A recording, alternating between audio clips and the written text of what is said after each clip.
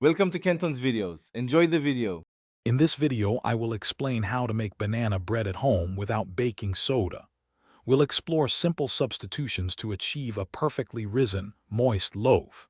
You'll learn to combine common pantry staples like very ripe bananas, flour, and eggs with an alternative leavening agent. Get ready to bake a delightful treat that's both easy and incredibly satisfying, perfect for any time of day. First, select 3 or 4 very ripe bananas. Their natural sweetness and moisture are key. Mash them well in a medium bowl until mostly smooth. In a separate, larger bowl, cream together 1/2 cup of softened, unsalted butter with 1 cup of granulated sugar until light and fluffy.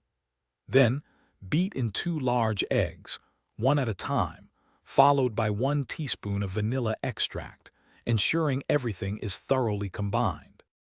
Now for our leavening alternative. In a separate bowl, whisk together 1 1/2 cups of all-purpose flour with 1 teaspoon of baking powder. This combination will give your bread its lift.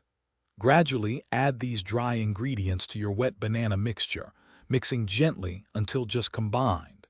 Be careful not to overmix. If desired, fold in 1/2 cup of chopped nuts or chocolate chips for extra flavor and texture.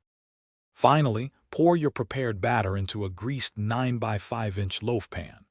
Bake in a preheated oven at 350 degrees Fahrenheit for approximately 50 to 60 minutes, or until a wooden skewer inserted into the center comes out clean. Once baked, let it cool in the pan for 10 minutes before transferring to a wire rack to cool completely. Then, slice and enjoy your homemade banana bread. Thanks for watching. Consider subscribing if we helped you.